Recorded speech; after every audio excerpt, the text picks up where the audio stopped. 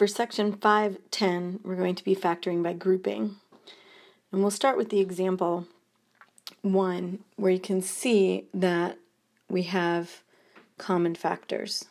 We have a common factor of x plus y with each term. And so we're going to pull out that common factor.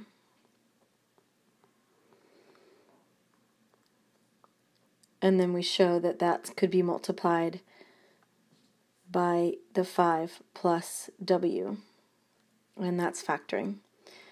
So we're just kind of pulling out that common factor. That's not new, but just just kind of reviewing that piece before I move on. The same pattern is evident in example 2, where we have this common factor. Just the only difference is that this is happening across a difference. So we're going to pull out that common factor of m plus 4n and show that it's multiplied times m minus, and then you have to make sure that you're putting in that 1, and where that 1 comes in is where that would be a coefficient of 1 in there, just bringing that down.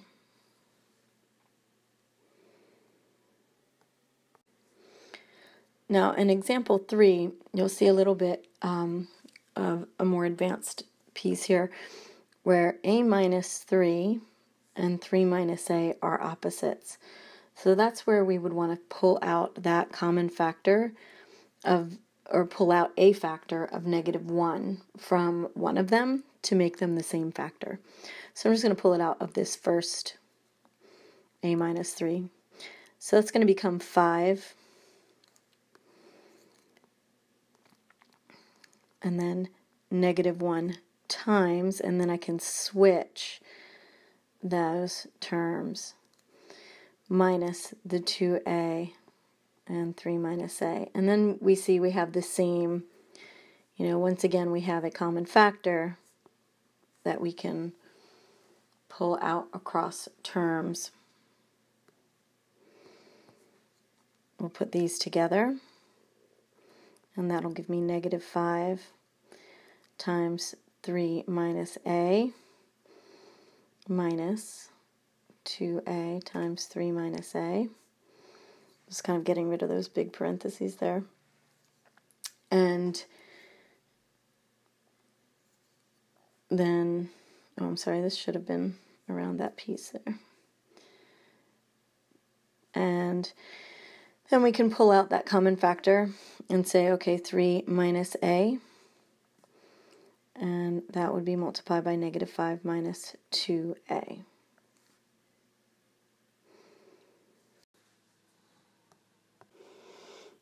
All right, now when we get to example 4, this is going to work in the same pattern, but the common factors are not so evident. We want to group 2 and 2 and pull out a common factor. So I'm going to group the first 2 factors, 2ab minus 6ac, and this last 2 factors, 3b minus 9c. Now, because I'm grouping around that addition, it does not change the value. You do have to be careful of that. And I can pull out a common factor from each of those pairs. In the first pair, I can pull out a 2a. And then what I would be left with is b minus 3c. And in the second pair, you want to look at what your common factor is there, and you can pull out a 3. And again, you're left with b minus 3c. And that's kind of what you want to look for, is that if you can see, when we pulled out in the pairs, we end up with that same common factor.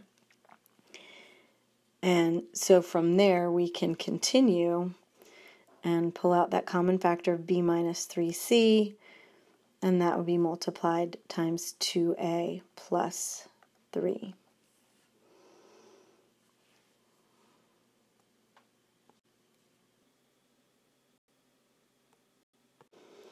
So in example 4, we had 2 pairs that were evident, and we could group them by pairs and pull out a common factor. But when I look at example 5, if I try to group them here, you can group by pairs, and if you try to pull out a common factor, I would have a common factor of x here, and that would be x minus 12. But then when I come over to the next pair, I have a difference of squares, so I could look at that and say, okay, that would give me 6 minus y times 6 plus y, but I don't end up with anything in common that I can pull out. So I really want to go back and try again. And sometimes you do need to kind of take a look and try one thing and then try something else. So here we have a hint that says to look for the perfect squared trinomial and group 2 terms and 1 term. So if you notice, we have a perfect squared trinomial right there.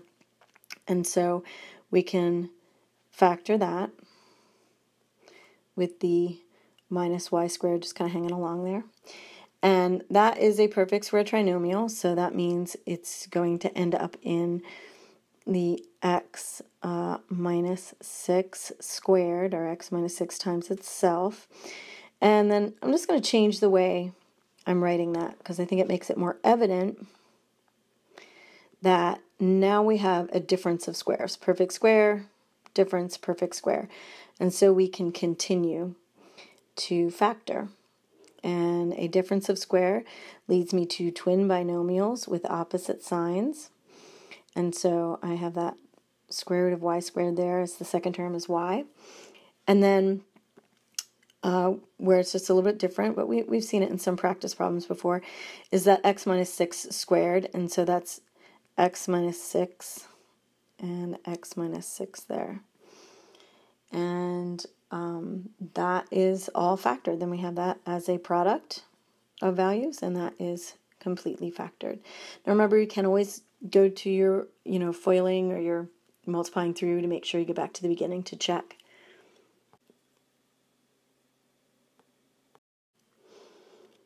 Now continuing to look at different patterns, again you could see, okay, 4 terms, do I have anything in the first 2 that I could take out, and second 2, and there's not really a common factor there.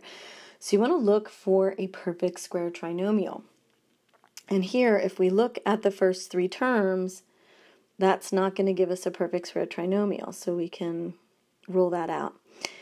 If we look at the last 3 terms, we almost have a perfect square trinomial, because we know I have a perfect square there, and I have a perfect square there, but we have that minus and plus here. That should tell us that we can pull out a common factor of -1.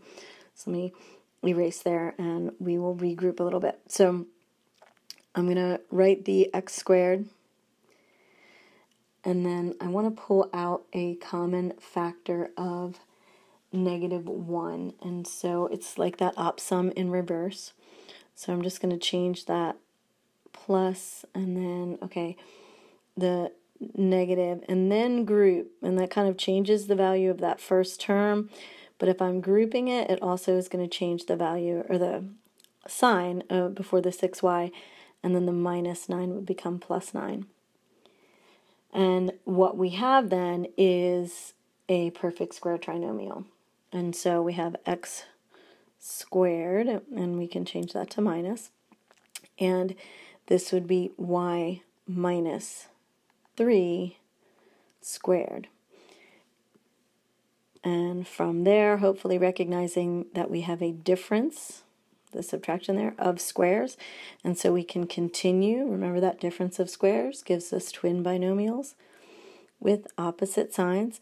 Square root of x squared is x, and then of course the square root of y minus 3 squared is just y minus 3. And that is completely factored.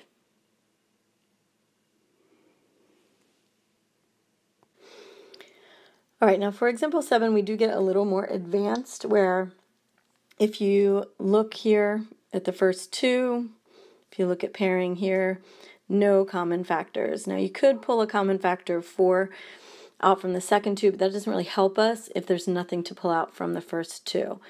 So then again, you would look through and say, okay, do I have a perfect square trinomial?